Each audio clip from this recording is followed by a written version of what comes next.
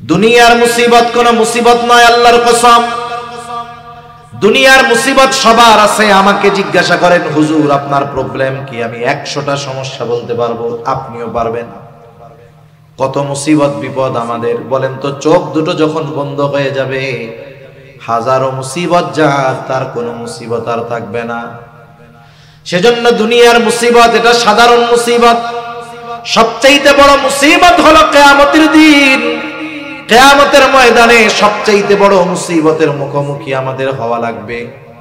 তাহলে আমাকে আপনাকে ভালোবাসে কে? বড় মুসিবতে পাশে থাকবে যে। এখন দুনিয়ায় তো আমার মা আমার জন্য জীবন দিয়ে দেয়, বাবা দিয়ে দেয়, সন্তান দিয়ে দেয়। আসলে কি এরা আমার সবচাইতে বড় মহব্বতের পাত্র কিনা একটু পরীক্ষা করার দরকার। কিন্তু আল্লাহ তাআলা কোরআনুল কারীমের মধ্যে জানায় দিলেন, যেই মানুষগুলো দুনিয়ায় আমার জন্য জীবন দিতে প্রস্তুত ছিল, ওই মানুষগুলো কিয়ামতের দিন আমার সামনে আসবে না, বরং আমার আপনার থেকে পলায়ন করবে। আল্লাহ তাআলা কোরআনুল কারীমের মধ্যে বলেন, ইয়াউমা ইয়াফিরুল মারউ মিন আখিহি ওয়া উম্মিহি ওয়া আবিহি ওয়া সাহিবাতিহি ওয়া বানিহি লিকুল্লি ইমরিইম মিনহুম ইয়াউমাইযিন শা'নুন ইউগনি। আল্লাহ তাআলা বলেন, কিয়ামতের দিন ভাই ভাইয়ের থেকে পলায়ন করবে। ওয়া উম্মিহি ওয়া আবিহি, পিতা মাতার থেকে পলায়ন করবে। ওয়া সাহিবাতিহি ওয়া বানিহি, স্ত্রী সন্তানদের থেকে পলায়ন করবে। প্রত্যেকটা মানুষ নিজের চিন্তায় চিন্তিত থাকবে, প্রত্যেকে নিজে বাঁচার জন্য চিন্তা করবে। তাফসীরের মধ্যে আসছে, মানুষেরা আল্লাহ তাআলার কাছে এমনও বলবে, আল্লাহ, পৃথিবীর সব মানুষকে জাহান্নামে দিয়ে হলেও আপনি আমাকে মাফ করে দেন, আমাকে জান্নাত দিয়ে দেন। ওই কঠিন মুসিবতের দিন বাবাও চিনবে না, মা চিনবে না, সন্তান চিনবে না। ওই মুসিবতের দিন মুহাম্মাদুর রাসূলুল্লাহ তার উম্মতদেরকে সেই দিন বলবে না। ওই দিন বাবা চিনবে না, নবী আমাদের বলবে না। এখন বলেন, বড় মুসিবতে যে আমার পাশে, তার চাইতে কেউ বেশি ভালোবাসতে পারে না, ঠিক কিনা? আমি আমার ব্যাপারে যত চিন্তিত, আপনি আপনার ব্যাপারে যত চিন্তিত যে আখিরাতে কি হবে আমাদের, তার চাইতে আমার আপনার জন্য নবীজি আরো বেশি চিন্তিত।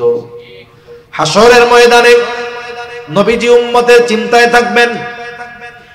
মানুষ যখন পেরেশানিতে পড়ে, দেখবেন এক জায়গায় স্থিরভাবে থাকতে পারে না। একবার ডানে যায়, ওর কাছে যায়, এর কাছে যায়, ওর কাছে যায়। নবীজিও এক জায়গায় স্থির থাকবেন না। একবার দৌড়িয়ে চলে যাবেন হাউজে কাউসারের কাছে। না জানি তার কোন উম্মত হাউজে কাউসার থেকে পানি পানে মাহরুম হয়ে যায়।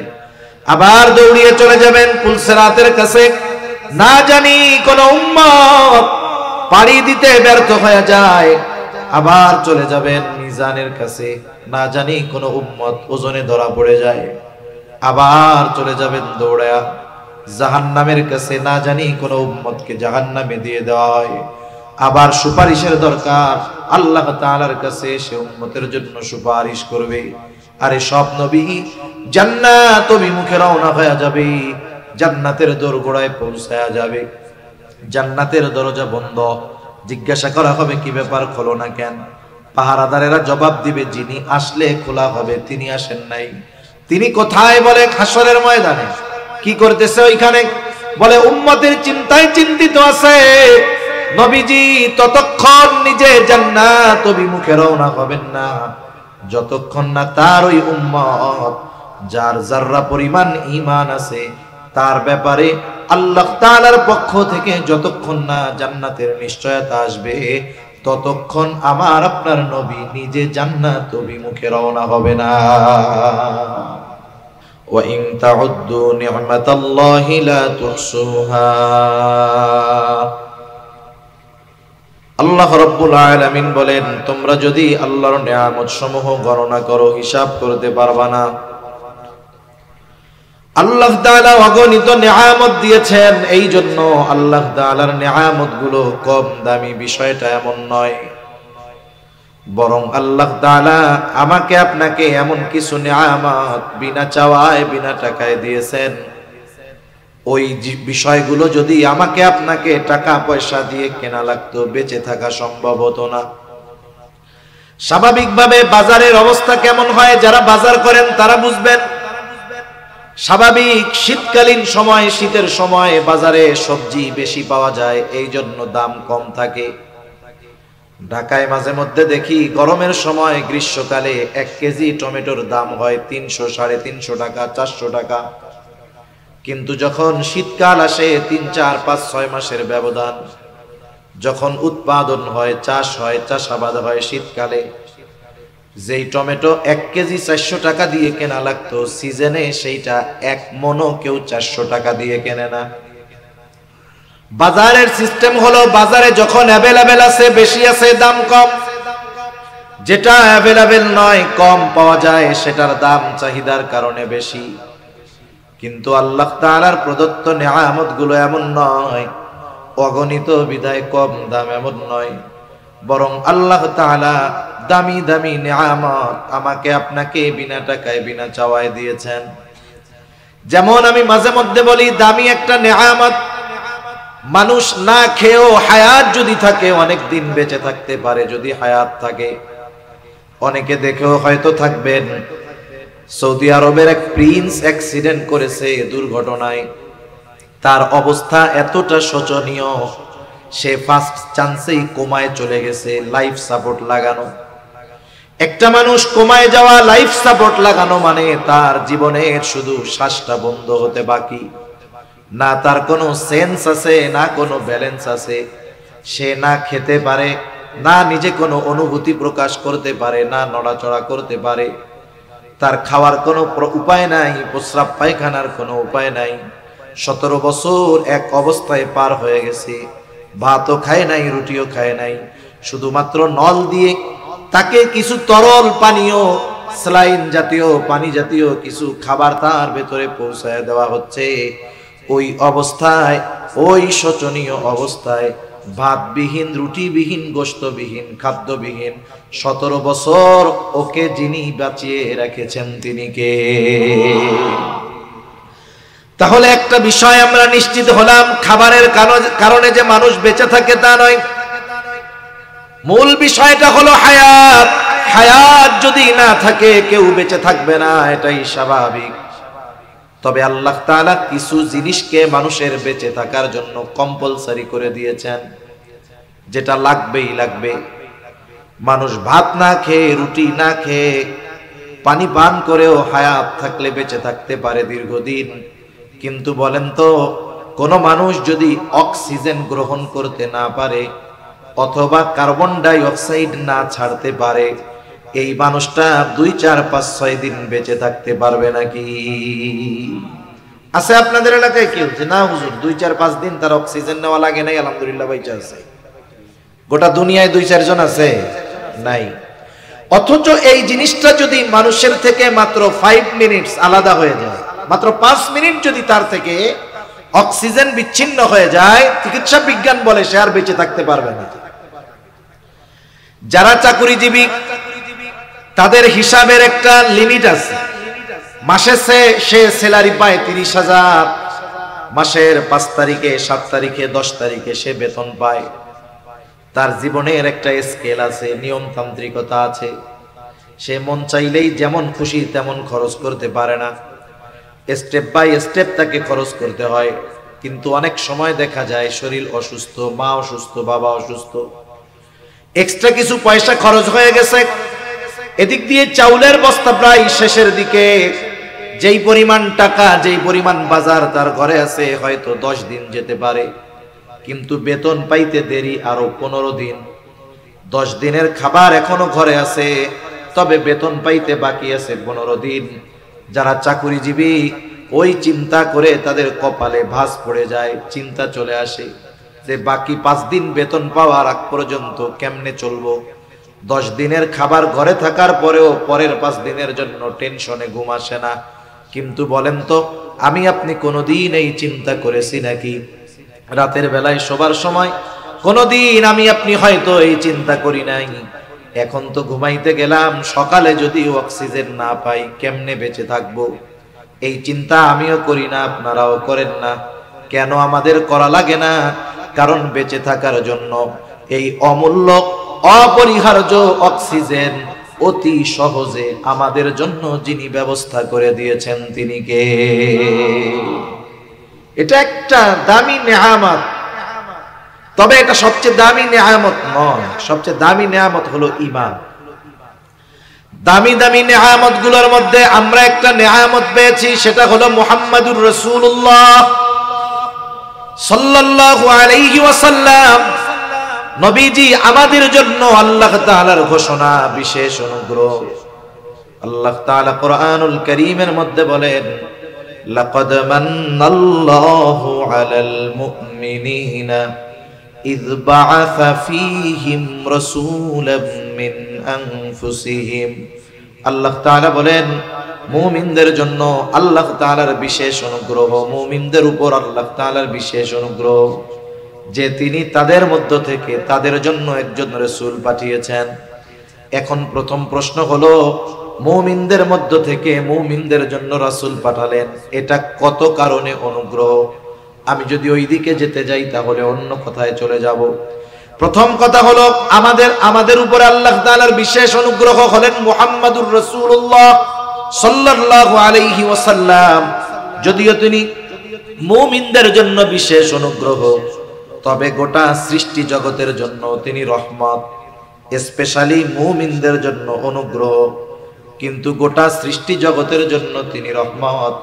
এজন্য আল্লাহ তাআলা আমার আপনার নবীজির ব্যাপারে ঘোষণা দেন, ওয়ামা আরসালনাকা ইল্লা রাহমাতাল লিল আলামিন। আল্লাহ তাআলা বলেন, আমি আপনাকে জগৎ সমূহের জন্য রহমত হিসাবে প্রেরণ করেছি। আলম এক বচন, আলামিন বহু বচন। আলম অর্থ একটা জগৎ, আলামিন বহু জগৎ। একেবারে প্রথম আসমানের নিচে জগৎ যে শুধু একটা পৃথিবী তা নয়, অগণিত জগৎ আল্লাহ তাআলা রেখে দিয়েছেন। সুবহানাল্লাহ বলেন। কত রাখছে? বিজ্ঞান বলে এটা আমরাও হিসাব করতে পারবো না। কত জগৎ আছে এর হিসাব বিজ্ঞানেরও করা সম্ভব নয়। আমরা পবিত্র কোরআনুল কারীমের সূরা ফাতিহা সর্বাধিক বেশি, সবচাইতে বেশি যেই সূরা তিলাওয়াত হয় সূরা ফাতিহা। প্রত্যেক নামাজের প্রতি রাকাতে সূরা ফাতিহা লাগে, তবে সবার পড়তে হয় না।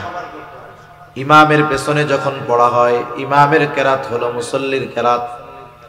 জামাতে পড়া হোক আর একাকি পড়া হোক, প্রত্যেক নামাজে সূরা ফাতিহা লাগে কি লাগে না? সূরা ফাতিহার শুরুতেই আমরা বলি আলহামদুলিল্লাহি রাব্বিল আলামিন। সকল প্রশংসা আল্লাহর জন্য। কে আল্লাহ? বলে রব্বুল আলামিন, জগৎ সমূহের রব। তার মানে যত জগৎ আছে সব জগতের রব হলেন আল্লাহ, প্রতিপালক হলেন আল্লাহ।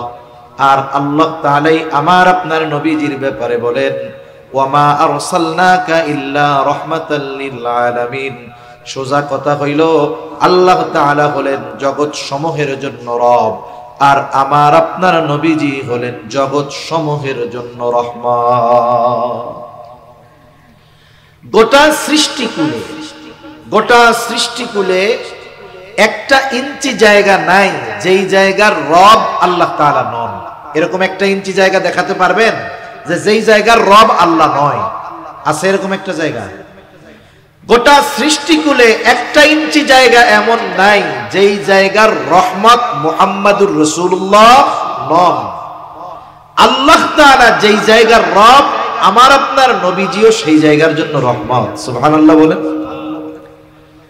এই কারণে কাফেররাও নবীজির কারণে উপকৃত হয়েছে। চূড়ান্ত পর্যায়ের অবাধ্য হওয়ার পরেও আল্লাহ তাআলা তাদেরকে সমূলে ধ্বংস করে দেন নাই। কাফেররা উপকৃত হয়েছে নবীজি রাহমাতুল লিল আলামিন হওয়ার কারণে। রাসূল আকরাম সাল্লাল্লাহু আলাইহি ওয়াসাল্লাম রাহমাতুল লিল আলামিন। উপকৃত শুধু মুমিনরা হয় না, গোটা সৃষ্টি জগতের সকলেই হয়।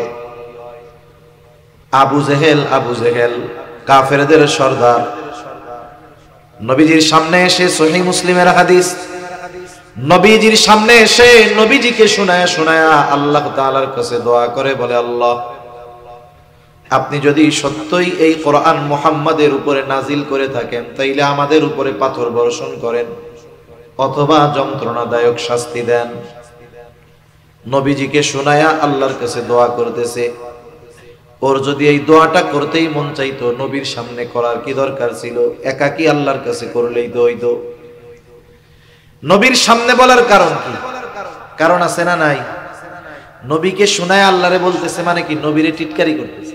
আল্লাহ আপনি লোক আর পান নাই কোরআন নাজিল করার, এর উপরে করছেন। আমি হইলাম গোত্রপতি, সর্দার, নেতা, আমার এত লোকজন আছে, টাকা পয়সা আছে, আপনি কোরআন আমার উপরে নাজিল করবেন, লোক আর পান নাই ওই মুহাম্মাদের উপরে করছেন। মানে খোসা দিয়া টিটকারি কইরা ছোট বানানো নবীজিকে কথার দ্বারা আঘাত করে কষ্ট দেওয়া হলো মূল উদ্দেশ্য। না হলে কেউ চায় না যে তার উপরে আযাব আসুক।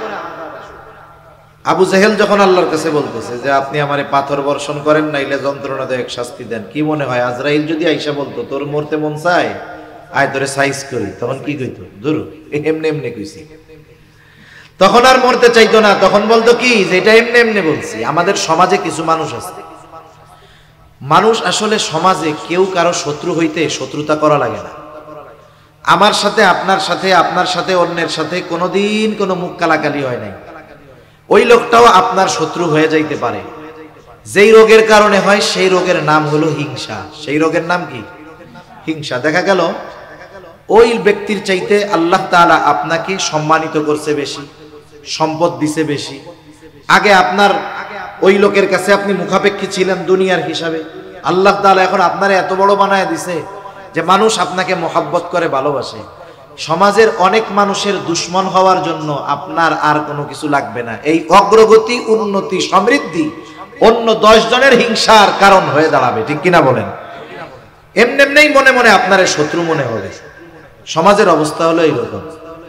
এখন অনেক সময় এরকম হয়, মনে করেন একজনের ছেলে, একটা মানুষ গরিব, অসহায়, দরিদ্র, একেবারে তার কিছুই নাই। লোকটার ছেলে লেখাপড়া করেছে, পরিশ্রম করেছে, বিসিএস ক্যাডার হয়েছে, বড় অফিসার হয়ে গেছে, এলাকার মধ্যে সে সবচাইতে সম্মানিত তখন। অথচ এই সম্মানিত ব্যক্তির বাবা এক সময় আর একজনের বাড়িতে কাজ কাম করছে। এখন মানুষেরা বলা বলি করে, দেখছো অমুক চাচা এত কষ্ট করতো, মানুষের বাড়িতে কাজকর্ম করতো, আল্লাহ তাআলা তার দিকে তাকাইছে, ছেলেটা বড় অফিসার, এখন আর চাচার কষ্ট হবে না, আমাদের গ্রামের সবচাইতে বড় চাকরিজীবী। এখন এই যে গরিব মানুষের উন্নতি, এটা কি সবার ভালো লাগবে নাকি? ভালো লাগবে না তো। এখন ওই যে যার বাড়িতে ওই ছেলের বাবা কাজ করতো, এখন মনের মধ্যে হিংসা চলে আসছে, আরে এতকাল আমার বাড়িতে কাজ করছে, এখন তো আমার তারে সার সার বলা লাগবে। এবার যে বলতেছে, কি বলা বলি করতেছো, কি হয়েছে এখানে? বলে চাচা শুনেন নাই অমুকের ছেলে বড় অফিসার হয়ে গেছে। এখন কি বলে আমাদের গ্রাম অঞ্চলে? বলে অমুকের ছেলে এই হয়ে গেছে, আয় আল্লাহ কিয়ামতের আর বাকি নাই, এ খবর শোনার আগে মরলাম না কেন। এরকম বলার লোক তো আলহামদুলিল্লাহ এদিকে নাই। আপনাদের ভাষায় বা আপনাদের ল্যাঙ্গুয়েজে বলবে, আছে তো? এখন বলেন তো, ওই টাইমে আজরাইল আইসা যদি বলে এত মরতে মন চায় চলেন, তাহলে বলবে আস্তাগফিরুল্লাহ, তো এমনি কইছি, সত্যি সত্যি কি মরতে চাইছি নাকি? এখন এই যে কথাটা বললো, ওর এই খবর শোনার আগে আমি মরলাম না কেন, মূলত ওই ব্যক্তিকে তিরস্কার করা, ছোট করা, লজ্জা দেওয়া, এটা মূল উদ্দেশ্য। নবীজিকে এই কথা বলছে, নবীজির অন্তরে একটু কষ্ট লাগছে না? কষ্ট লাগছে। নবীজি কোনো জবাব দেয় নাই। নবীজিকে কষ্ট দিবে আর আল্লাহ তাআলা কিছু বলবে না, এটা তো হইতে পারে না। জবাব পাঠায় দিছেন আল্লাহ। কে জবাব দিছে? আল্লাহ রাব্বুল আলামিন। কেমন যেন আমার আপনি যতক্ষণ তাদের মধ্যে আছেন, আমি তাদেরকে কোনো আযাব দিব না, কারণ গোটা সৃষ্টি জগতে এমন একটা জায়গা নাই যেই জায়গার রহমত আপনি নন। যেহেতু রহমাতুল লিল আলামিন জমিনের উপরে আছে, ওই রহমত থাকা অবস্থায় কেমন করে আমি আযাব দেই? এজন্য আপনি যেহেতু তাদের মধ্যে আছেন, আপনার সম্মানার্থে এরা অবাধ্যতা করার পরেও, এই রকম আচরণ করার পরেও আমি ওদেরকে শাস্তি দেই না। কিন্তু শাস্তি দিব না তা না, শাস্তি দিব, কিন্তু আপনি থাকার কারণে কেন দেই না? কারণ আপনি তো রহমাতুল লিল আলামিন। সুবহানাল্লাহ বলেন না? রাসূল আকরাম সাল্লাল্লাহু আলাইহি ওয়াসাল্লাম রাহমাতুল লিল আলামিন, গোটা সৃষ্টি জগতের জন্য রহমত। তবে মুমিনদের জন্য বিশেষ অনুগ্রহ, তার উম্মতের জন্য, মুমিনদের জন্য বিশেষ মায়া, বিশেষ ভালোবাসা। প্রত্যেকটা নবী তার উম্মতকে ভালোবাসে। আমার আপনার নবীও আমাকে আপনাকে ভালোবাসেন। এই জন্য আল্লাহ তাআলার কাছে যখন নবীজি কিছু বলার সুযোগ পাইতেন, উম্মতের ব্যাপারে আগে বলতেন। রাসূল সাল্লাল্লাহু আলাইহি ওয়াসাল্লাম যখন মেরাজে গেছে, ওইখানে গিয়েও উম্মতের কথা নবীজি বলেন নাই। উম্মতের কথা বলার কারণেই তো আল্লাহ তাআলা ঘোষণা দিয়েছেন, যেই হাদিয়াগুলো দিয়েছেন এর মধ্যে একটা হলো যে আপনার উম্মত যদি শিরিক থেকে বেঁচে থাকে, পাপ যত বড় হোক না কেন, শিরিক থেকে বেঁচে থাকলে আমি আল্লাহ মাফ করে দিব। এজন্য যখনই সুযোগ পাইতেন নবীজি, তখনই আল্লাহ তাআলার কাছে উম্মতের কথা বলতেন। আব্দুল্লাহ ইবনে আমর ইবনুল আস রাদিয়াল্লাহু তাআলা আনহু থেকে বর্ণিত, তিনি বলেন, এক মজলিসের মধ্যে সাহাবায়ে কেরাম বসা নবীজির সাথে। নবীজি হঠাৎ করে কোরআন থেকে তিলাওয়াত করতেছেন। আন্নান নবী সাল্লাল্লাহু আলাইহি ওয়াসাল্লাম কালামা কাওলাল্লাহি আযজা ওয়া জাল্লা ফি ইব্রাহিম আলাইহিস সালাম। নবীজি তিলাওয়াত করলেন যা আল্লাহ তাআলা ইব্রাহিম আলাইহিস সালামের ব্যাপারে বলেছে। কোরআনুল কারীমের সূরা ইব্রাহিম 13 নম্বর পারায় ইব্রাহিম আলাইহিস সালাম তার উম্মতের জন্য আল্লাহ তাআলার কাছে দোয়া করতেছেন। সেই দোয়ার খবর আল্লাহ তাআলা কোরআনে জানায় দেন। দোয়া করে ইব্রাহিম আলাইহিস সালাম বলেন, রব্বি ইন্নাহুন্না আদলালনা কাসীরাম মিনান নাস ফামান তাবিআনি ফাইন্নাহু মিন্নি ওয়া মান আসানি ফাইন্নাকা গফুরুর রহিম। ইব্রাহিম আলাইহিস সালাম বলতেছে, রব, এই প্রতিমাগুলো, এই মূর্তিগুলো অধিকাংশ মানুষকে পথচ্যুত করে ফেলেছে, পথভ্রষ্ট করে ফেলেছে। ফামান তাবিআনি ফাইন্নাহু মিন্নি, তবে যারা আমার আনুগত্য করেছে তারা তো আমার দলভুক্ত। ওয়া মান আসানি, আর যারা আমার আনুগত্য করে নাই, যদিও ইব্রাহিম আলাইহিস সালামের কথা শুনে ঈমান আনে নাই, তথাপিও কিন্তু ইব্রাহিম আলাইহিস সালামের উম্মত। প্রত্যেকটা নবীর তার উম্মতের প্রতি মায়া, মোহাব্বত, ভালোবাসা আছে। উম্মত নেককার হোক আর গুনাহগার হোক, প্রত্যেকটা নবীর তার উম্মতের প্রতি মায়া, মোহাব্বত, ভালোবাসা আছে। ইব্রাহিম আলাইহিস সালামেরও তার উম্মতের উপরে ভালোবাসা আছে, যদিও তারা গুনাহগার, পাপে লিপ্ত। বরং কিছুটা সময় তো এমন হয় যে নেককারের চাইতে যে পাপাচারে লিপ্ত তার জন্য চিন্তা আরো বেশি হয়। কারো সন্তান যদি ভালো থাকে দুইটা, খারাপ থাকে একটা, বলেন তো ওই মা বাবা ভালো দুইটার জন্য চিন্তা বেশি করে নাকি খারাপটার জন্য করে?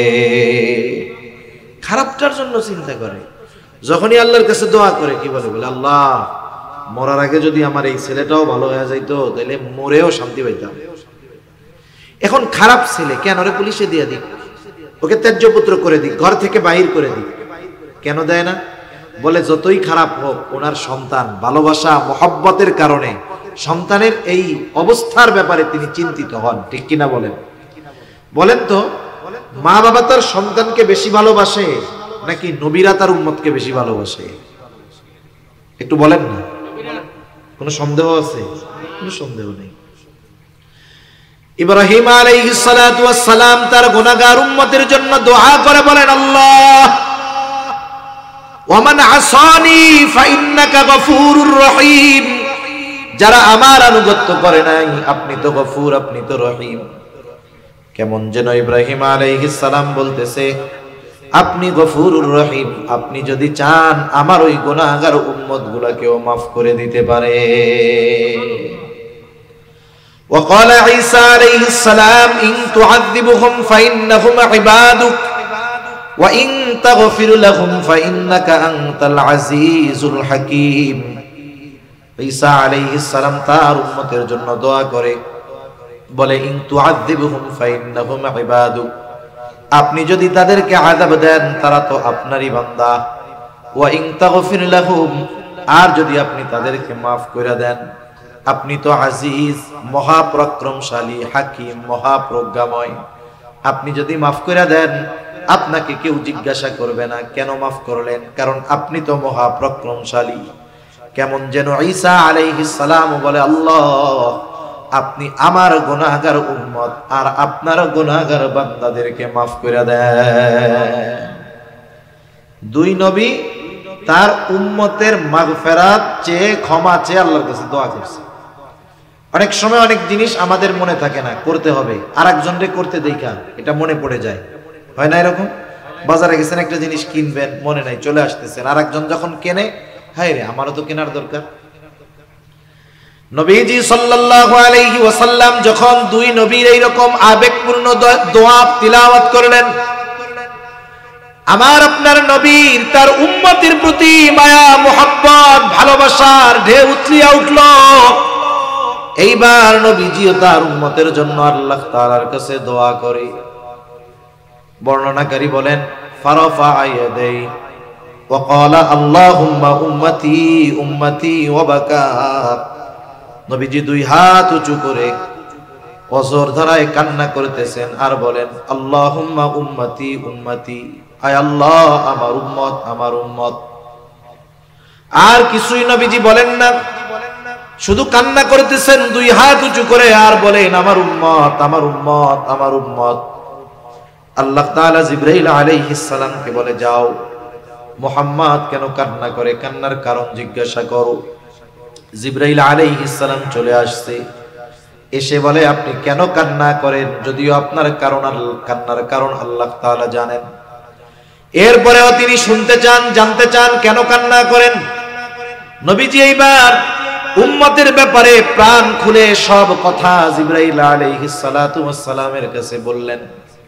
জিবরাইল আলাইহিস সালাম আল্লাহর কাছে গিয়ে বললেন, আল্লাহ তাআলা বলেন, যাও আমার হাবিব মুহাম্মদকে জানিয়ে দাও, আমি অচিরেই তাকে তার উম্মতের ব্যাপারে সন্তুষ্ট করব, আমি তাকে তার উম্মতের ব্যাপারে অসন্তুষ্ট করব না। নবীজি যখনই সুযোগ পাইতেন উম্মতের প্রতি তার দরদ, মায়া, মোহাব্বত কেমন এর বহিঃপ্রকাশ ঘটাইতেন। নবীজি কিয়ামত পর্যন্ত যত উম্মত দুনিয়ায় আসবে সকলের প্রতি ভালোবাসার বার্তা নবীজি পৌঁছায় গেছেন। সুবহানাল্লাহ বলেন না? রাসূল আকরাম সাল্লাল্লাহু আলাইহি ওয়াসাল্লাম একদিন বলতেছে, সাহাবায়ে কেরামের সাথে নবীজি বলেন, আমার ভাইদেরকে দেখতে মন চায়। সাহাবায়ে কেরাম বলে, ইয়া রাসূলুল্লাহ আমরা কি আপনার ভাই নই? নবীজি বলেন, না, তোমরা হইলা আমার সাথী, তাহলে আপনার ভাই কারা?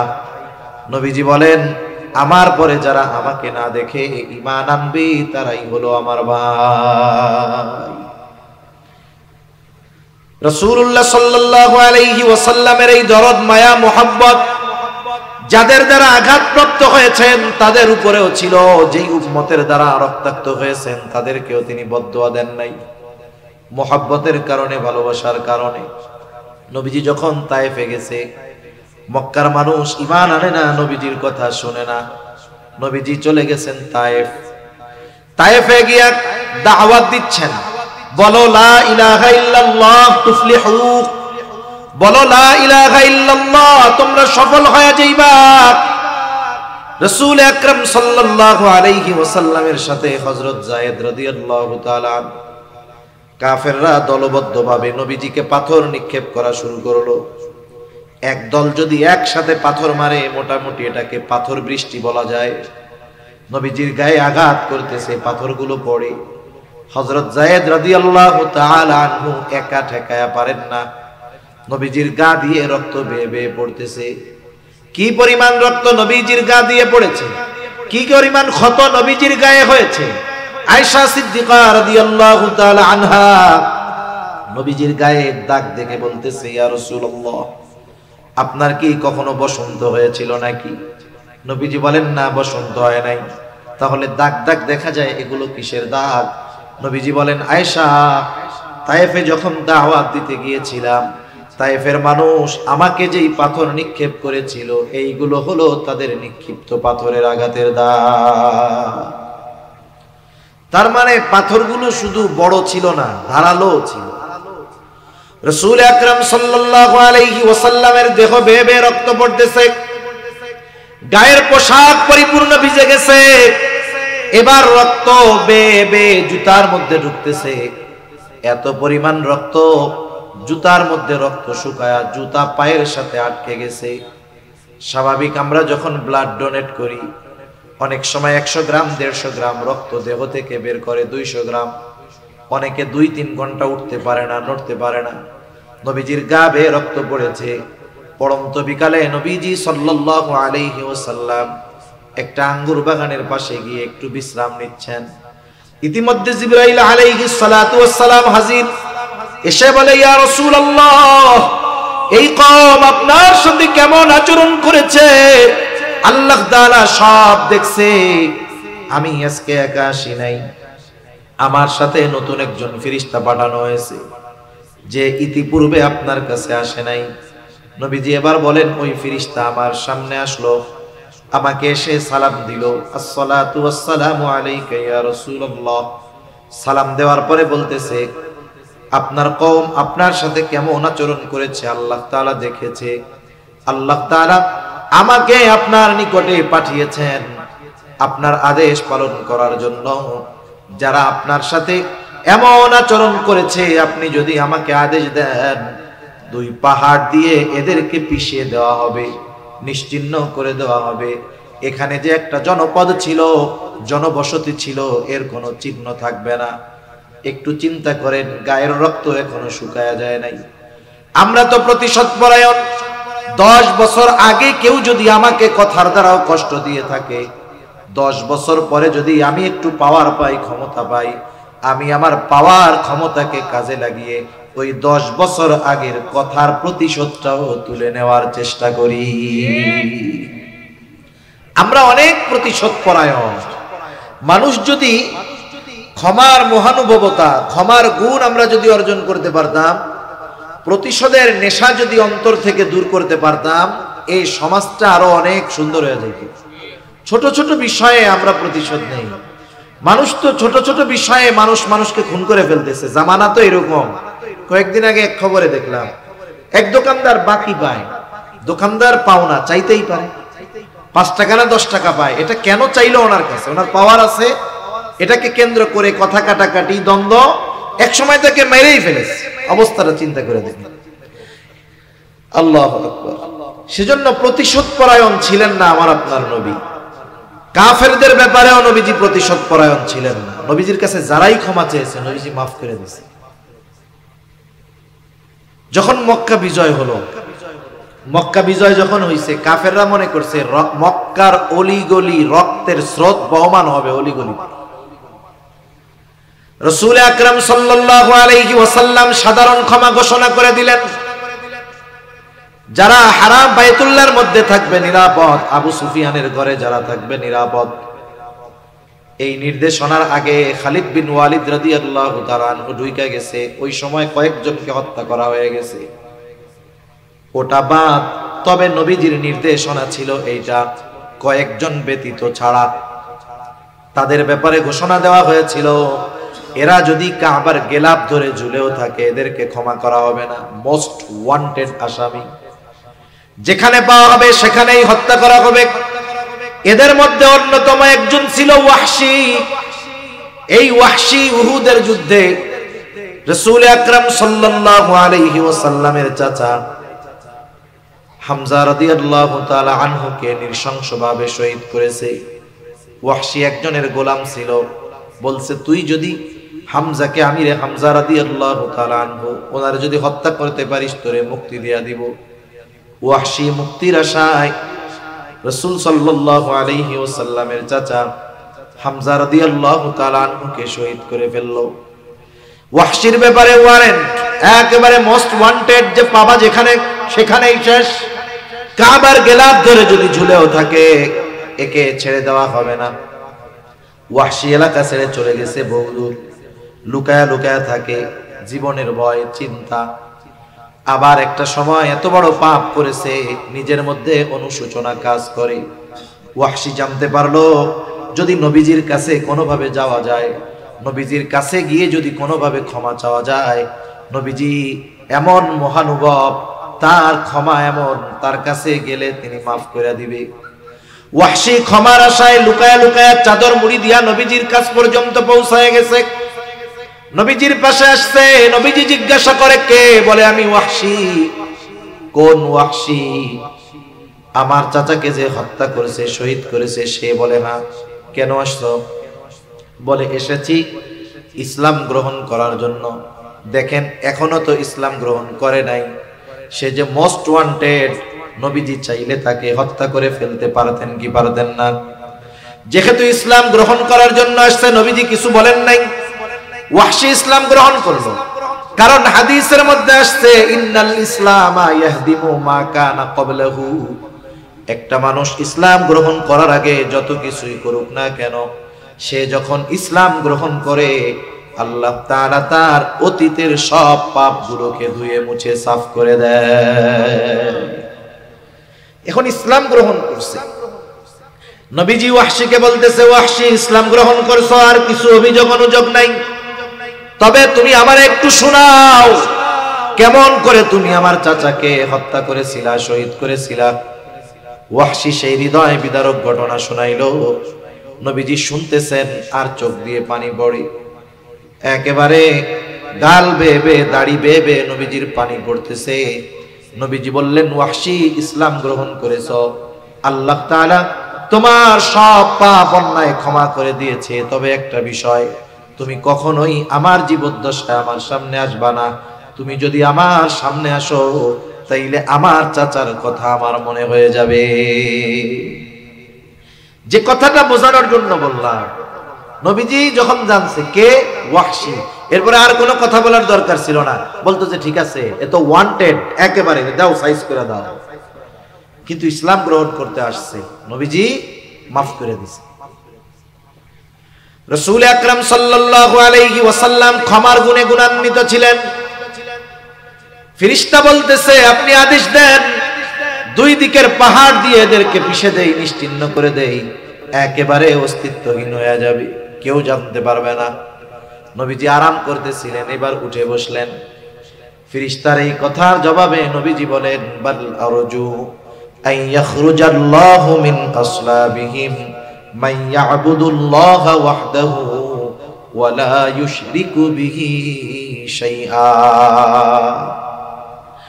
নবীজি বলেন আমি তো এদের ব্যাপারে আল্লাহ তাআলার কাছে এই আশা পোষণ করি যে আল্লাহ তাআলা এদের মধ্য থেকে এমন এক জেনারেশন বের করবে, এমন এক প্রজন্ম বের করবে, এমন এক সম্প্রদায় বের করবে, এমন এক কওম বের করবে যারা এক আল্লাহর গোলামি করবে, তার সাথে কারো শরীক করবে না। চিন্তা করেন, যারা অত্যাচার করেছে, জুলুম করেছে, তাদেরকে শাস্তি দিতে মানা করতেছেন কেন? হয়তো এরা ঈমান আনবে না, কিন্তু এদের মধ্য থেকে এমন মানুষ দুনিয়ায় আসবে যারা এক আল্লাহর ইবাদত করবে। এটা অনাগত উম্মতের প্রতি মুহাব্বত, ভালোবাসার অন্যতম একটা বহিঃপ্রকাশ। সেজন্য নবীজি আমাদের ভালোবাসেন। এ ভালোবাসা যে শুধু দুনিয়ায় তা না, এ ভালোবাসা আখিরাতেও নবীজি সবচেয়ে বেশি ভালোবাসবেন। আচ্ছা, একটা মানুষ একটা মানুষকে ভালোবাসে, কে আমাকে আপনাকে সবচাইতে বেশি ভালোবাসে, এটা নির্ণয় করার একটা পদ্ধতি আছে না? আমরা ছোটবেলায় একটা গল্প পড়ছি, আসলে এক সময় তো গল্প থেকে জীবনের শিক্ষা নেওয়া যাইতো। একটা মানুষ একটা গল্প পড়ে আগামীর জন্য নিজেকে গড়ে তুলতে পারতো, স্কুলেও ছিল, কলেজেও ছিল। এখন স্কুল কলেজে কি পড়ানো শুরু হচ্ছে তো আপনাদের আর বলার দরকার নাই, এটা আপনারাই বুঝেন। আগে মানুষ শিক্ষা গ্রহণ করে উন্নত চরিত্রের অধিকারী হতো, আর এখন লেখাপড়া করে চরিত্রহীন হবে। এটাই ডিস্টেন্স, এটাই ডিস্টেন্স। আগে চরিত্র গঠন করত, এখন চরিত্র ধ্বংস হবে, ঠিক কিনা? তা আমরা গল্প, অনেক গল্প পড়ছি। একটা গল্প বইতে পড়ছি না, এমনি পড়ছি, স্মরণ নাই। এই যে এক বন্ধু আর এক বন্ধুর বাড়িতে বেড়াইতে আসছে। এখন দুই বন্ধু, শহরের বন্ধু আর গ্রামের বন্ধু। এখন দুই বন্ধু গেছে ঘুরতে জঙ্গলের মধ্যে। এখন দেখে সামনে একটা ভাল্লুক। ভাল্লুক দেখা গ্রামের বন্ধু এক লাফে ধুমসে গাছের উপরে উঠে গেছে। এখন শহরের বন্ধু তার গাছে উঠতে পারে না, কি করবে? ও ওই জায়গায় মরার বান ধরছে। এটা গল্প তো, সত্য কিনা আমি জানি না, যে ভাল্লুক নাকি মরা জিনিস খায় না। সে এমন ভাবে শ্বাস প্রশ্বাস বন্ধ করে আছে, ভাল্লুক তার নাক মুখ কানের কাছে সুইকা ডুইকা চলে গেছে, ভাবছে শ্বাস প্রশ্বাস চলতেছে না, এটা মনে হয় মরা। এখন ও তো ওইভাবেই আছে। একটু পরে ভাল্লুক চলে যাওয়ার পরে বন্ধু গাছ থেকে নামছে, নামার পরে জিজ্ঞাসা করতেছে, বন্ধু ভাল্লুক তোমার কানে কি বইলা গেল? ও বলে কি, বিপদে বন্ধু চেনা যায়। ভাল্লুক কি বইলা গেছে? বিপদে বন্ধু চেনা যায়। গল্পটা বাদ দেন, কথাটা তো রিয়েল, তাই না? কথাটা বাস্তব। আপনি মুসিবতে বন্ধু চিনতে পারবেন, কে আপনার কল্যাণকামী, কে আপনাকে মহব্বত করে ভালোবাসে, এটা বিপদে চিনতে পারবেন। আপনার যখন আছে, আপনি যখন আছেন, পাওয়ার আছে, ক্ষমতা আছে, কাঁঠাল পাকলে মাছির অভাব হয় না। যখন পাওয়ার থাকবে কত মানুষ কাছে আসবে, দেখবেন যখন পাওয়ার নাই এটারে সুইপারও গোনায় ধরে না। এর বাস্তবতা আপনাদের বোঝানো লাগবে না, আপনারাও দেখতেছেন, আমরাও দেখি, সব জায়গায় একই অবস্থা। 6 মাস আগেও যার ফুলফিল পাওয়ার ছিল, 6 মাস পরে ফাতি নেতাও তার একটা বকা দেয়। অথচ এইগুলা জুতা ছাটার জন্য কত পয়সা ছিল, ঠিক কিনা বলেন? তার মানে আমি আপনি যদি পাওয়ারে যখন থাকি, কেউ যদি পাওয়ারে থাকে, ক্ষমতায় থাকে, ও যদি মনে করে এরা আমার শুভাকাঙ্ক্ষী, আমি বলবো তাহলে আপনি সবচাইতে বড় ভুলের মধ্যে আছেন। আপনার যখন থাকবে না, আপনি দেখবেন এগুলা কেউ নাই, আপনার মাথায় পিটাইতে হয়ে এরা দ্বিধাবোধ করবে না। এখন সবচাইতে বড় কল্যাণকামী বন্ধুকে, যে আমার মুসিবতে আমার পাশে থাকবে, আমাকে বিপদে সাহায্য করবে। সকলে চলে যাবে কিন্তু কেউ আমার থেকে যাবে না। যেমন এক্সাম্পল টানতে পারি কি, আপনারা জানেন পাকিস্তানে ইমরান খান, সে ক্রিকেট খেলায় বিশ্বকাপ জিতছে, সেটা ভিন্ন কথা, কিন্তু সে একজন জনপ্রিয় ব্যক্তিত্ব। সর্বপ্রথম যখন তাকে মূলত আমেরিকা তাকে ক্ষমতা থেকে নামিয়ে দিল, আমেরিকা সব সিস্টেম করে ওইভাবে ক্ষমতা থেকে নামাই দিছে, তখন সংসদে একটা মানুষ, একটা লোক বক্তব্য দিয়েছিল, কেউ ছিল না তার পক্ষে, কিন্তু সে বলিষ্ঠ কণ্ঠে ইমরান খানের পক্ষে বলছে, এখনো সে আছে। তা চিন্তা করেন, মুসিবতে যখন সবাই পাশ থেকে কেটে গেছে, এই লোকটা তার পাশ থেকে যায় নাই। এটা আমি দুনিয়ার একটা এক্সাম্পল বোঝানোর জন্য বললাম আর কি। মনে করেন আর একটা এক্সাম্পল, আপনি এখান থেকে শান্তিরহাট গেছেন, আপনার সাথে এমন একজন লোক আছে যে 24 ঘন্টা সজাগ থাকলে, আপনার পাশে থাকলেই বলে আপনারে খুব ভালোবাসি ভাই, আপনারে খুব মহব্বত করি, আপনার জন্য জীবন দিতে প্রস্তুত। এরকম একজন লোক এত ভালোবাসে আপনাকে, আপনি তাকে নিয়ে পটিয়া গিয়েছেন অথবা শান্তিরহাট গেছেন। এখন স্বাভাবিক ওখানে যাওয়ার পরে যে কোনো একটা প্রবলেম আপনার সাথে হয়েছে, কথা কাটাকাটি গ্যাঞ্জাম হয়েছে, আপনি একটা মুসিবতে পড়েছেন। মানুষ যখন মুসিবতে পড়ে, তার নজর থাকে আশেপাশে আমার পরিচিত কারা আছে, আমি কাদের হেল্প পেতে পারি, কাদের ডাকলে আমার কাছে আসতে পারে। এখন ওর সাথে তো ওর বন্ধু আছে, ও চিন্তা করছে আমি তো একা না, কমপক্ষে আমার বন্ধু তো আছে। এখন ডাইন পাশে তাকায় দেখে, বাম পাশে তাকায় দেখে, বন্ধু তো বহুদূর, বন্ধুর ছায়াও নাই। মানে আপনি মুসিবতে পড়তে দেরি, মাশাআল্লাহ ও পাশের থেকে দৌড়াইয়া সরতে কোনো দেরি নেই। এখন আবার বাসায় আসছেন, মুসিবতটা আল্লাহ দূর করছে, অন্যরা সাহায্য করছে, মুসিবত শেষ, বাসায় এসে সিএনজি থেকে নামছেন, ও দৌড় দিয়া গলা জড়ায় ধরে বলতেছে, বন্ধু তোমারে খুব ভালোবাসি। এখন বলেন তো কি করবেন? ওরে কি আদর করবেন? টাকা পয়সা দিবেন? লাঠি হাতের কাছে থাকলে এমন পিটানি দিবেন যে চিটিং, মিথ্যাবাদী, প্রতারক, ধোঁকাবাজ। আমি যখন বিপদে পড়ছি, তুই যদি সত্যিই আমাকে মহব্বত করতি, মুসিবতে সব চলে যাইতো, তুই আমার পাশে থাকতি, ঠিক কিনা বলেন? তাহলে প্রকৃত কল্যাণকামী, প্রকৃত পক্ষে আমাকে আপনাকে ভালোবাসে সে, যে মুসিবতে আমার আপনার পাশে থাকবে, ঠিক কিনা? দুনিয়ার মুসিবত কোন মুসিবত নয়, আল্লাহর কসম। দুনিয়ার মুসিবত সবার আছে। আমাকে জিজ্ঞাসা করেন, হুজুর আপনার প্রবলেম কি? আমি 100টা সমস্যা বলতে পারবো, আপনিও পারবেন। কত মুসিবত বিপদ আমাদের, বলেন তো। চোখ দুটো যখন বন্ধ হয়ে যাবে, হাজারো মুসিবত যার, তার কোনো মুসিবত আর থাকবে না। সেজন্য দুনিয়ার মুসিবত এটা সাধারণ মুসিবত। সবচাইতে বড় মুসিবত হলো কিয়ামতের দিন। কিয়ামতের ময়দানে সবচাইতে বড় মুসিবতের মুখোমুখি আমাদের হওয়া লাগবে। তাহলে আমাকে আপনাকে ভালোবাসে কে? বড় মুসিবতে পাশে থাকবে যে। এখন দুনিয়ায় তো আমার মা আমার জন্য জীবন দিয়ে দেয়, বাবা দিয়ে দেয়, সন্তান দিয়ে দেয়, আসলে কি এরা আমার সবচাইতে বড় মোহাব্বতের পাত্র কিনা একটু পরীক্ষা করার দরকার। কিন্তু আল্লাহ তাআলা কোরআনুল কারীমের মধ্যে জানায় দিলেন, যেই মানুষগুলো দুনিয়ায় আমার জন্য জীবন দিতে প্রস্তুত ছিল, ওই মানুষগুলো কিয়ামতের দিন আমার সামনে আসবে না, বরং আমার আপনার থেকে পলায়ন করবে। আল্লাহ তাআলা কোরআনুল কারীমের মধ্যে বলেন, ইয়াউমা ইয়াফিরুল মারউ মিন আখিহি ওয়া উম্মিহি ওয়া আবিহি ওয়া সাহিবাতিহি ওয়া বানিহি লিকুল্লি ইমরিইম মিনহুম ইয়াউমা ইযিন শা'নুন ইউগনি। আল্লাহ তাআলা বলেন, কিয়ামতের দিন ভাই ভাইয়ের থেকে পলায়ন করবে, ওয়া উম্মিহি ওয়া আবিহি, পিতামাতার থেকে পলায়ন করবে, ওয়া সাহিবাতিহি ওয়া বানিহি, স্ত্রী সন্তানদের থেকে পলায়ন করবে। প্রত্যেকটা মানুষ নিজের চিন্তায় চিন্তিত থাকবে, প্রত্যেকে নিজে বাঁচার জন্য চিন্তা করবে। তাফসীরের মধ্যে আসছে, মানুষেরা আল্লাহ তাআলার কাছে এমনও বলবে, আল্লাহ, পৃথিবীর সব মানুষকে জাহান্নামে দিয়ে হলেও আপনি আমাকে মাফ করে দেন, আমাকে জান্নাত দিয়ে দেন। ওই কঠিন মুসিবতের দিন বাবাও চিনবে না, মা চিনবে না, সন্তান চিনবে না। ওই মুসিবতের দিন মুহাম্মাদুর রাসূলুল্লাহ তার উম্মতদেরকে সেই দিন বলবে না। ওই দিন বাবা চিনবে না, নবী আমাদের বলবে না। এখন বলেন, বড় মুসিবতে যে আমার পাশে, তার চাইতে কেউ বেশি ভালোবাসতে পারে না, ঠিক কিনা? আমি আমার ব্যাপারে যত চিন্তিত, আপনি আপনার ব্যাপারে যত চিন্তিত যে আখিরাতে কি হবে আমাদের, তার চাইতে আমার আপনার জন্য নবীজি আরো বেশি চিন্তিত। হাসরের ময়দানে নবীজি উম্মতের চিন্তায় থাকবেন। মানুষ যখন পেরেশানিতে পড়ে, দেখবেন এক জায়গায় স্থিরভাবে থাকতে পারে না, একবার ডানে যায়, ওর কাছে যায়, এর কাছে যায়, ওর কাছে যায়। নবীজিও এক জায়গায় স্থির থাকবেন না, একবার দৌড়িয়ে চলে যাবেন হাউজে কাউসারের কাছে। না জানি তার কোন উম্মত হাউজে কাউসার থেকে পানি পানে মাহরুম হয়ে যায়। আবার দৌড়িয়ে চলে যাবেন পুলসিরাতের কাছে, না জানি কোন উম্মত পাড়ি দিতে ব্যর্থ হয়ে যায়। আবার চলে যাবেন মিজানের কাছে, না জানি কোন উম্মত ওজনে ধরা পড়ে যায়। আবার চলে যাবেন দৌড়ায়া জাহান্নামের কাছে, না জানি কোন উম্মতকে জাহান্নামে দিয়ে দেওয়া হয়।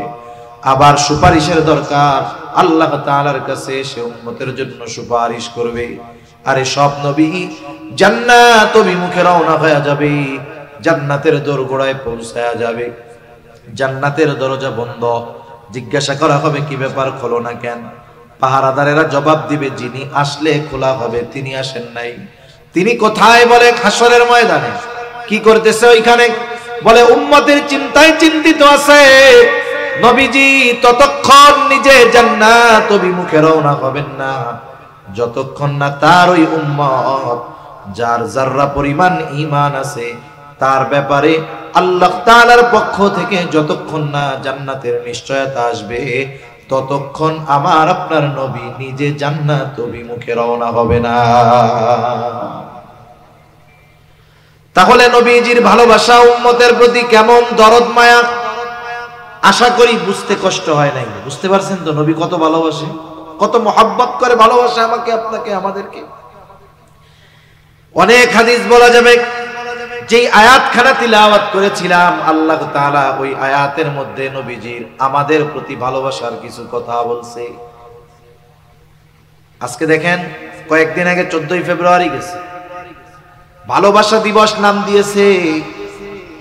আসলে ভালোবাসা শব্দটা খুব ভালো ছিল, কিন্তু ভালো শব্দ খারাপ কাজে ব্যবহার করতে করতে এক সময়, যেমন আজকে থেকে 25-30 বছর আগে, 40 বছর আগে, মুরব্বীরা বলতে পারবে, যারে বিবাহ করছে মুরব্বী, ওনার ওয়াইফের ছোট ভাই নিয়ে যদি রাস্তায় যাইতো, কেউ জিজ্ঞেস করতো কে, বলতো এটা হলো আমার শালা। তখন শালাটা স্বাভাবিক শব্দ ছিল, কিন্তু এক সময় শালাকে বকা হিসাবে ব্যবহার করা শুরু হয়েছে। এখন যদি শালা বলে মানুষে মাইন্ড করে, ঠিক কিনা বলেন?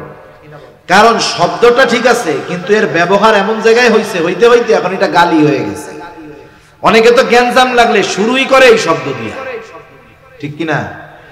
ভালোবাসা শব্দটা তো ভালো, ভালোবাসার সাথে ইমানের সম্পর্ক আছে, আল্লাহর সাথে বান্দার ভালোবাসা হবে, নবীর সাথে ভালোবাসা হবে।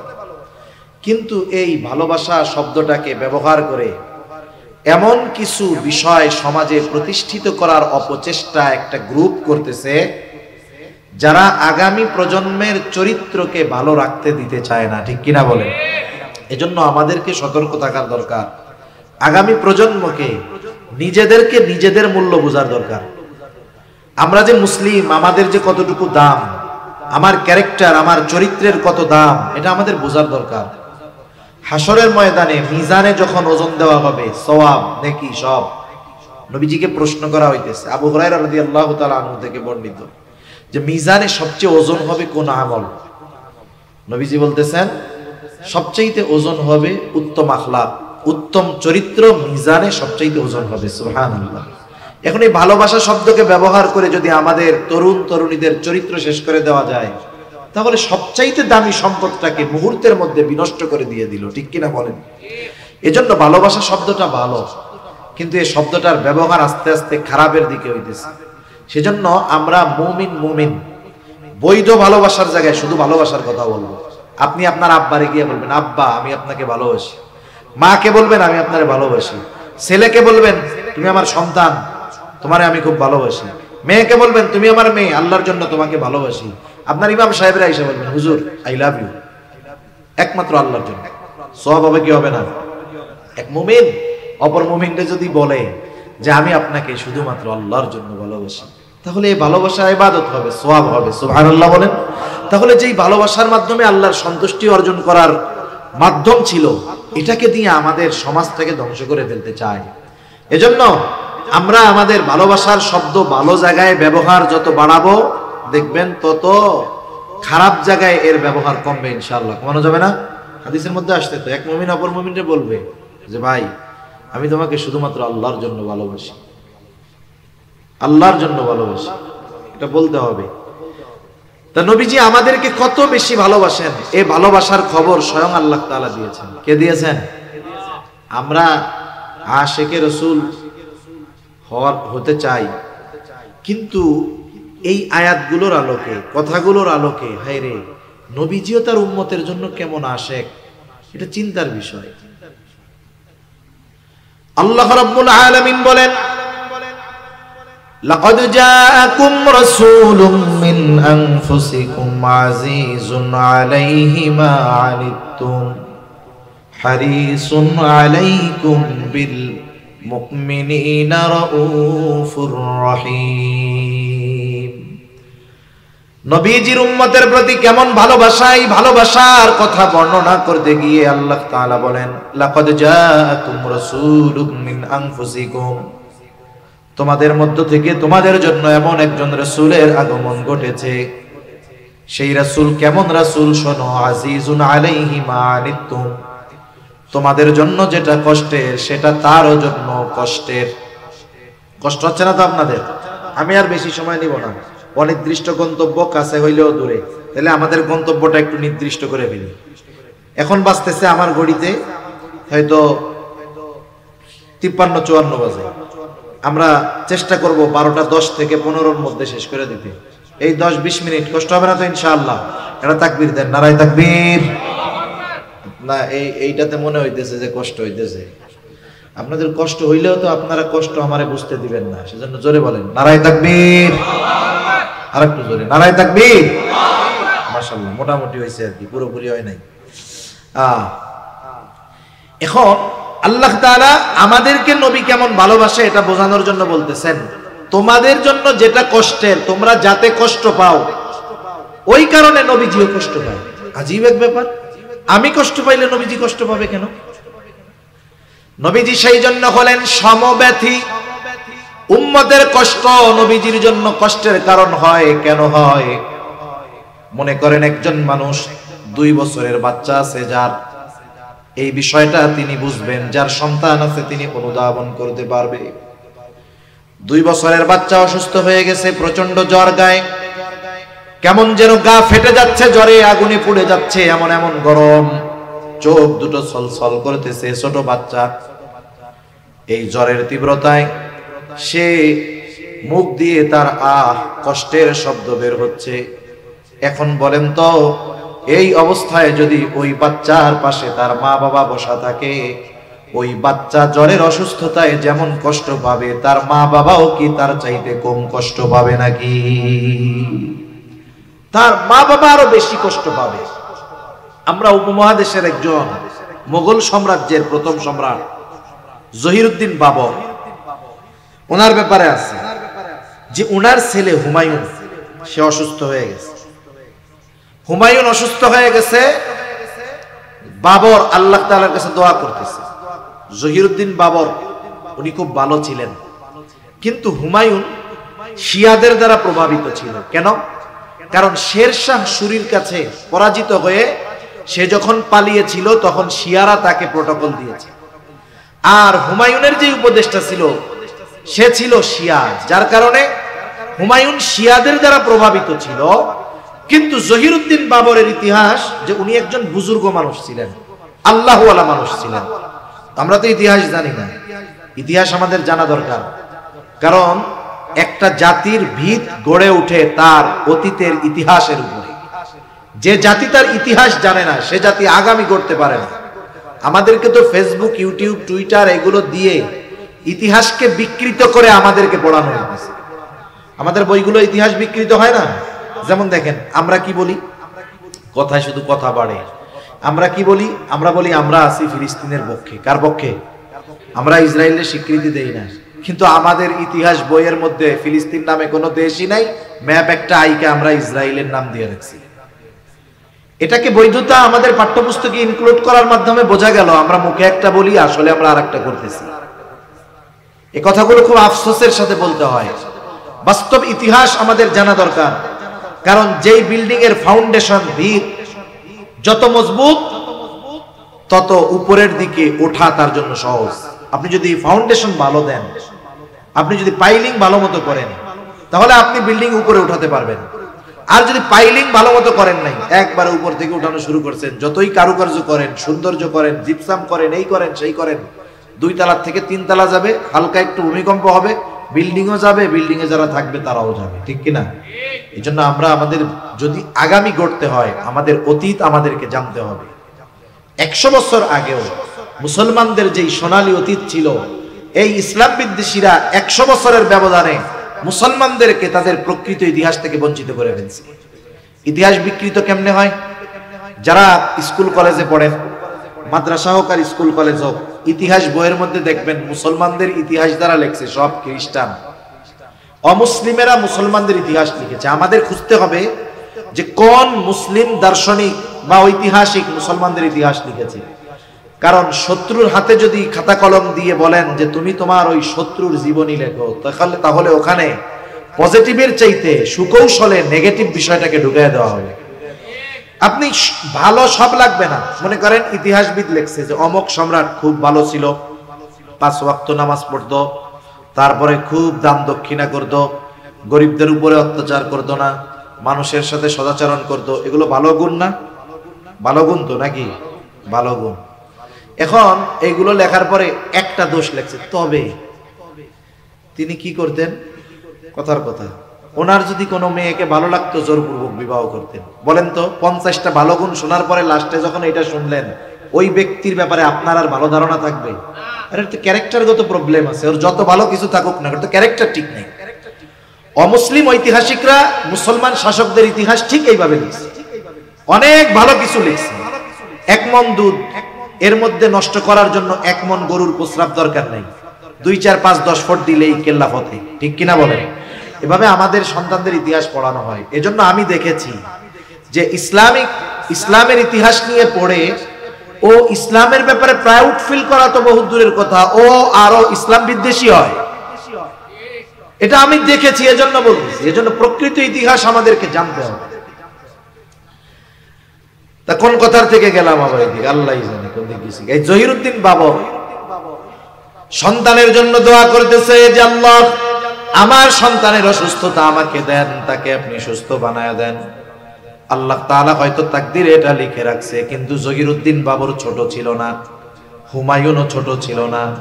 এইরকম বড় একজন সন্তান, তাকে অসুস্থ দেখে পিতার সহ্য হয় না, এতটা কষ্ট লাগে যে পিতা নিজে সেই অসুস্থতা চেয়ে নেন, আল্লাহ তাআলার কাছে বলেন ছেলেটারে সুস্থ করে দেন। এই যে কেন এটা হয়, বলে মহব্বতের কারণে। সন্তানকে মা বাবা মহব্বত করে বিধায় সন্তান যদি কষ্ট পায়, মা বাবাও কষ্ট পায়। ওই সন্তান, তাকে তার মা বাবা যত মহব্বত করুক না কেন, নবীর চাইতে বেশি মহব্বত উম্মতকে যত করেন ততটা করে না। এই জন্য নবী উম্মতের প্রতি মহব্বত ভালোবাসার কারণে উম্মত যেটাতে কষ্ট পায়, নবীজিও সেটাতে কষ্ট পায়। এই কথা আল্লাহ বলতেছেন, আল্লাহ তাআলা বলতেছেন আজিজুন আলাইহি মা আনিতুম। এরপরে আল্লাহ তাআলা বলেন শুধু তাই না, হারিসুন আলাইকুম, তোমাদের জন্য কল্যাণকামী। এর মানে নবীজি সর্বদা উম্মতের কল্যাণ চিন্তা করতেন, কোনটা করলে, কোথায় করলে, কোনটা করলে, কিভাবে করলে উম্মতের কল্যাণ হবে। হাদিসের মধ্যে আসছে, নবীজি বলেন প্রত্যেকটা নবীকে আল্লাহ তাআলা একটা বিশেষ দোয়া করার সুযোগ দিয়েছে এবং ওই দোয়াটা কবুল করার নিশ্চয়তা আল্লাহ তাআলা দিয়েছেন। নবীজি বলেন সব নবী দুনিয়ায় ওই দোয়াটা তার উম্মতের ব্যাপারে করে ফেলছে, আমি ওই দোয়াটা সংরক্ষণ করে রাখছি, দুনিয়ায় করি নাই। কারণ কি? কারণ এই দোয়াটা আমি সুপারিশ হিসাবে কিয়ামতের দিন আমার উম্মত যখন মুসিবতে পড়ে যাবে, ওই দোয়াটা আমি উম্মতের জন্য সুপারিশ হিসাবে করব। কারণ দুনিয়ায় করলে যে কল্যাণ হবে, ওই সময় করলে আমার উম্মতের জন্য আরো বেশি উপকার হবে। এই জন্য আমি দুনিয়ায় ওই দোয়াটা না করে সংরক্ষণ করে রাখছি। সুবহান। এখন শুরুতে একটা আয়াত বলছি না যে মুমিনদের জন্য নবী বিশেষ অনুগ্রহ, তার মানে মুমিনদের প্রতি নবীজির ভালোবাসা স্পেশাল। মুমিনদের জন্য নবীজির ভালোবাসা কি? স্পেশাল। আল্লাহ তাআলাও সেই স্পেশাল ভালোবাসার কথা বলতেছে। আল্লাহ রাব্বুল আলামিন এবারে স্পেশাল ভাবে মুমিনদের প্রতি নবীজি কেমন, আল্লাহ তাআলা বলেন বিল মুমিনিনা রাউফুর রহিম। রাউফ, রহিম দুটি শব্দ, এই দুটি হলো আল্লাহ তাআলার গুণবাচক নামগুলোর মধ্যে অন্যতম দুটি নাম। রাউফ অতি সদয়, রহিম পরম দয়ালু। আমরা কোরআনুল কারীম তিলাওয়াত করার শুরুতে বলি বিসমিল্লাহির রহমানির রহিম। বলেন তো রাউফুর রহিম কে? আরো জোরে বলেন না কে? আল্লাহ তাআলার গুণবাচক নাম। দুনিয়ার কোন মানুষ ওই নাম গ্রহণ করার যোগ্যতা রাখে না। কেউ যদি কোনো মানুষকে বলে উনি রাউফুর রহিম, নিঃসন্দেহে শিরক হবে, ঠিক কিনা বলেন? কোন মানুষকে রাউফুর রহিম হইতে পারে? পারে না। কিন্তু নবীজি উম্মতের প্রতি তার মুহাব্বত ভালোবাসা কেমন, উম্মতের প্রতি নবীজি কেমন সদয়, উম্মতের প্রতি নবীজির কেমন দয়া, এই কথাটা আমাদের বোঝানোর জন্য আল্লাহ তাআলা নিজের গুণবাচক নাম নবীজির সাথে ব্যবহার করে বলতেছেন কেমন যেন, ও দুনিয়ার মানুষ, কেমন নবী আমি আল্লাহ তোমাদেরকে দিয়েছি, যেই নবী তোমাদের জন্য হলেন রাউফুর রহিম, অতি সদয় পরম দয়ালু। নবীজিকে আল্লাহ বলতেছে যে নবী উম্মতের ব্যাপারে, তার মুমিন উম্মতের ব্যাপারে রাউফুর রহিম। এই কথাটা আমি শাব্দিকভাবে আপনাদের এই কথার গভীরতা বোঝানোর যোগ্যতা আমার নাই, কিন্তু কিছু কথা আছে এটা হৃদয় দিয়ে অনুধাবন করতে হয় যে আল্লাহ তাআলা নবীকে বলতেছেন যে নবী হলো তার মুমিন উম্মতের জন্য রাউফুর রহিম, অতি সদয় পরম দয়ালু। এখন বলেন নবী যে কি পরিমাণ ভালোবাসে আমাকে আপনাকে, এই ভালোবাসা পরিমাপ করার যোগ্যতা ক্ষমতাও আমাদের নাই, ঠিক কিনা? স্বাভাবিক কি বলে যে একজন যদি আমারে ভালোবাসে আমি তারে ভালোবাসি, এটা হলো যুক্তি। বলে যে একজন আমার জন্য কল্যাণকামী, আমিও তার জন্য কল্যাণকামী। একজন কয় না, কেউ যদি আমার জন্য হাঁটু পানিতে নামে আমিও তার জন্য হাঁটু পানিতে নামবো, সে যদি আমার জন্য এতটুকু করে আমিও তার জন্য করবো, এটা তো করতেই হবে। কিন্তু নবীজির আমাদের প্রতি কত ভালোবাসা। এখন বলেন যেই নবী এত ভালোবাসে সেই নবীকে আমাদের ভালোবাসার দরকার আছে না নাই? কথা, যেই নবী আমাদের আশেক, আমাদের কি তার আশেক হওয়ার দরকার আছে না? উনি যে আমাদের ভালোবাসে ঘোষণা দিছেন কে? জোরে বলেন কে? আমাদের তার প্রতি কেমন ভালোবাসা হওয়ার দরকার?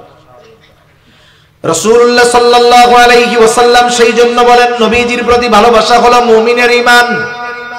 নবীজি বলেন লা ইউমিনু আহাদুকুম হাত্তা আকুনা আহাব্বা ইলাইহি মিন ওয়ালিদিহি ওয়া ওয়ালাদিহি ওয়ান নাসি আজমাইন।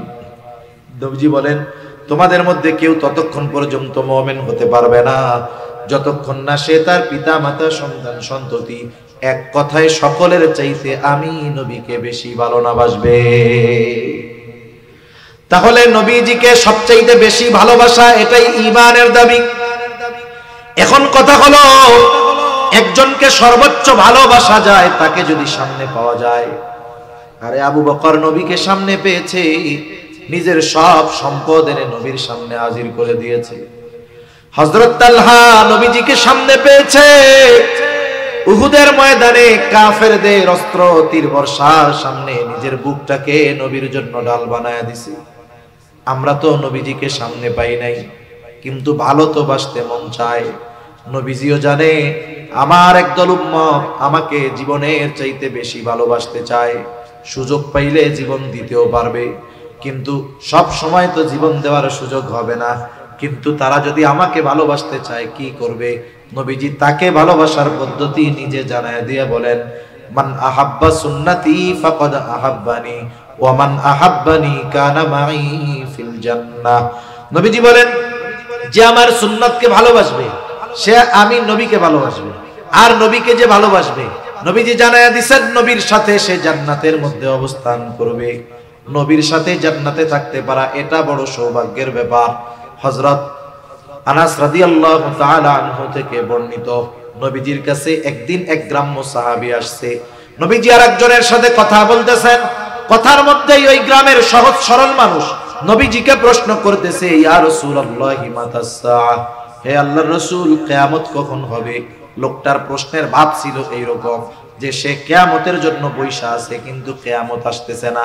এই জন্য নবী তাকে পাল্টা প্রশ্ন করলেন মা আদাত্তা লাহা, তুমি কিয়ামতের জন্য কি পাথেয় সংগ্রহ করেছো? লোকটা বলল আমি আল্লাহ এবং তার রাসূলকে ভালোবাসি।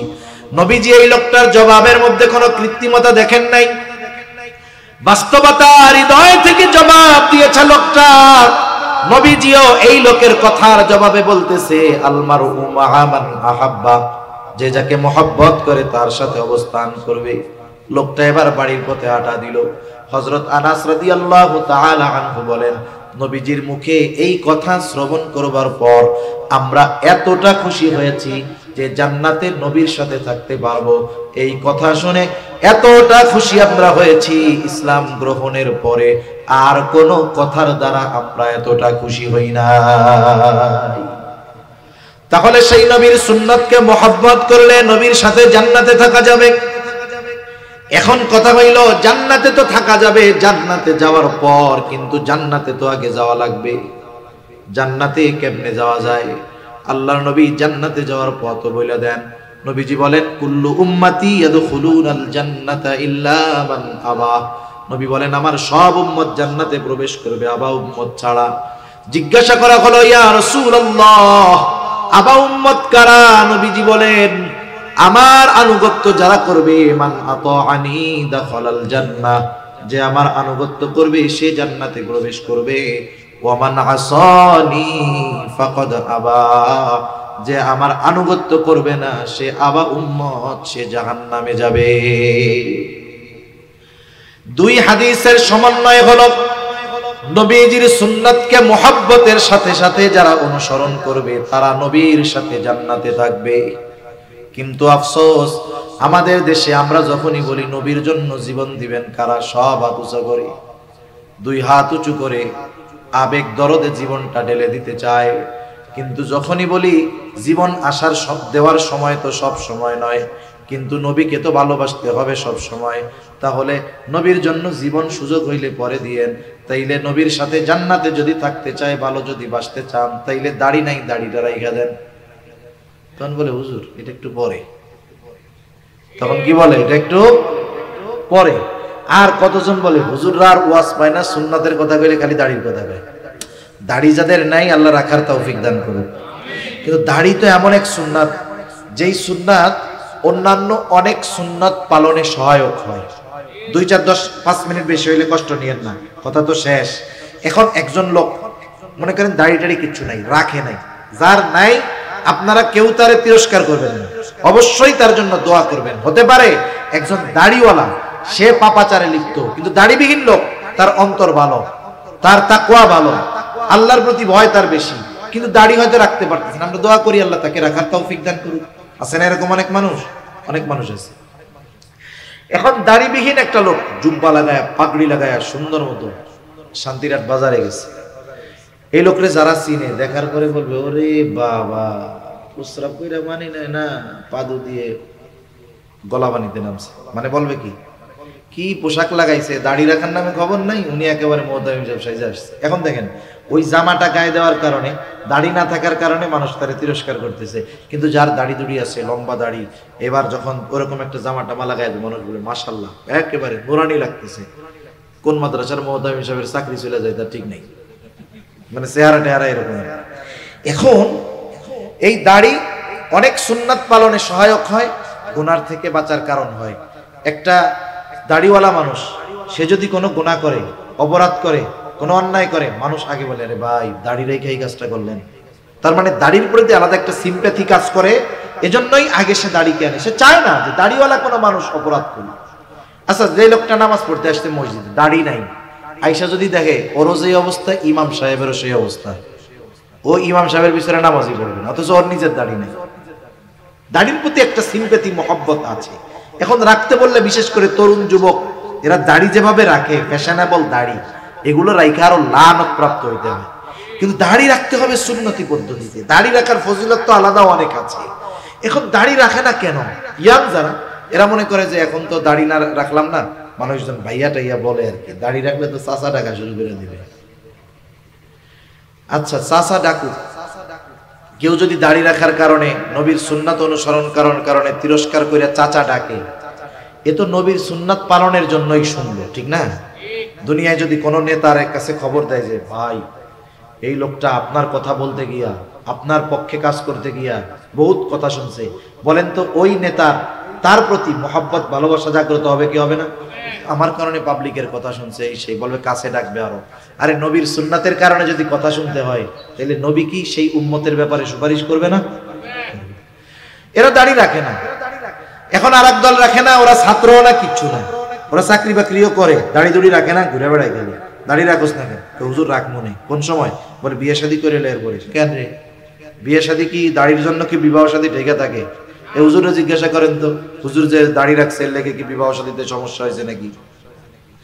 দাড়িতে তো বিবাহ ঠেকে না। বলে না হুজুর, সমস্যা তো এটা না, ভালো মেয়ে এরা পছন্দ করে না।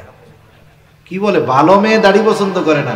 এখন দেখেন আমি আপনারে বলি, যেই মেয়ে ভালো, নবীজি বিবাহের ক্ষেত্রে 4টা জিনিস দেখার কথা বলছেন না, ধন সম্পদ, বংশ, সৌন্দর্য, দিন। দিনের ব্যাপারে বলেন ফাদফার বিদাতিদ দিন, দিনকে প্রাধান্য দাও। তার মানে 3টা আছে, দিন নাই, ওটা বাদ দিয়ে দাও। দিন আছে সাথে একটা আছে ধরো, দিন আছে একটা আছে ধরো, দিন আছে ওর 3টার একটাও নাই, যদি বিবাহ হয়ে যায় সবর করো, আল্লাহ তাআলা ওর মধ্য থেকে এমন সন্তান দিবে যেটা তোমার আত্মার প্রশান্তির কারণ হবে, ঠিক কিনা বলেন? এখন তুমি হয়তো চিন্তা করতেছো মেয়েটা তো সুন্দর, আবার এক বাপের এক মাইয়া, কাম তো সারছে, আবার বংশ ভালো। এখন যদি দাড়ি রাইখা যদি এই মিস করে ফেলাই, এটা হবে না। তুমি যতই সুন্দরী দেখো না কেন, তুমি যতই টাকা পয়সাওয়ালা দেখো না কেন, তুমি যতই বংশ দেখো না কেন, দিনকে যখন বাদ দিছো, মরার পরে তুমি জান্নাতে যাবে না জাহান্নামে যাবে আল্লাহ জানে। কিন্তু যেই মেয়ে সুন্নাতকে পছন্দ করে না, ও যদি ওয়ার্ল্ড সুন্দরীও হয়, বিশ্ব সুন্দরীও হয়, বিশ্বের সবচেয়ে ধনীও হয়, সবচাইতে বড় বংশেরও যদি হয়, তোমার ঘরে আসার পরে তুমি মোটামুটি ছোটখাটো একটা জাহান্নাম দেখতে পারবা। দুনিয়ার জাহান্নাম কোনটারে বলে জানেন? পারিবারিক অশান্তিকে বলে দুনিয়ার জাহান্নাম। এজন্য দিনকে প্রাধান্য দিন। সর্বশেষ একটা কথা বলে আমি আলোচনা শেষ করি। বলেন তো আমরা কি দুনিয়ায় কেউ বাইচা থাকবো? 2-4 জন আছেন নাকি যে না হুজুর আমরা আবে হায়াত পান করছি, কাজ হবে না? যদি হায়াত 500 বছরও পান, এক সময় শেষ হবেই, ঠিক না? এখন আমরা মারা যাব, মারা যখন যায় মানুষ মাইকে খবর প্রচার করে না অমুক মারা গেছে, এখন আমরা মানুষের মৃত্যুর খবর শুনি, একদিন আমার খবর মানুষেরা শুনবে। মানুষ যখন মারা যায় কি করে?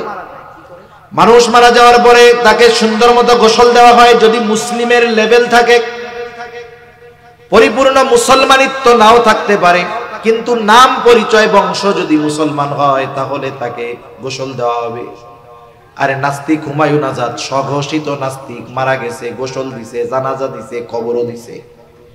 যেহেতু মুসলমানের লেভেল আছে, নামে মুসলমান, আমাকে আপনাকে গোসল দিবে, কাফন পরাবে, এরপরে জানাজা হবে। জানাজার পরে লাশটা নিয়ে চলে আসবে কবরস্থানে। কবরের মধ্যে লাশটা যখন রাখবে, দোয়া পড়বে, বিসমিল্লাহি ওয়া আলা মিল্লাতি রাসূলিল্লাহ। এটা আমার বেলায়ও বলবে, আপনার বেলায়ও বলবে। বলা যায় না, এই বলাটা হয়তো আগামী কালও হতে পারে, কয়েকদিন পরেও হতে পারে, হায়াতের কোনো নিশ্চয়তা নেই। এখন যখন বিসমিল্লাহি ওয়া আলা মিল্লাতি রাসূলিল্লাহ বলে কবরে রাখে, জিজ্ঞাসা করেন উলামায়ে কেরাম আছে কি বলে? বলে আল্লাহ, আল্লাহর নামে, বিসমিল্লাহ, আল্লাহর নামে কবরে রাখতেছি। কারে? ওয়া আলা মিল্লাতি রাসূলিল্লাহ, এমন এক ব্যক্তিকে যে রাসূলের মিল্লাতের উপরে ছিল, আই সুন্নতি রাসূলিল্লাহ, অর্থাৎ এমন এক ব্যক্তিকে আল্লাহর নামে এখন কবরস্থ করতেছি যেই ব্যক্তির গোটা হায়াত নবীর সুন্নাতের উপরে পরিচালিত হয়েছে। যখন মারা গেছে সুন্নাতের উপরেই ছিল, এখন কবরে রাখতেছি, এখনো সুন্নাতের উপরে আছে। কষ্ট পাবেন না, কাউকে কষ্ট দেওয়া আমার উদ্দেশ্য নয়। মনে করেন এই দোয়াটা যার ব্যাপারে বলা হলো, তার মুখে নবীর সুন্নাতের দাড়ি নাই, সারাটা জীবন সুন্নাতওয়ালাদের বিরোধিতা করে গেছে। যেহেতু মুসলমান পরিচয়, ওই ব্যক্তির ক্ষেত্রেও এই দোয়াটা পড়ে কবরে রাখা হবে। একটু বলেন তো, ওই ব্যক্তির সাথে যেই কথাটা বলা হলো, এই কথাটা ওই ব্যক্তির ব্যাপারে সত্য হবে নাকি মিথ্যা হবে?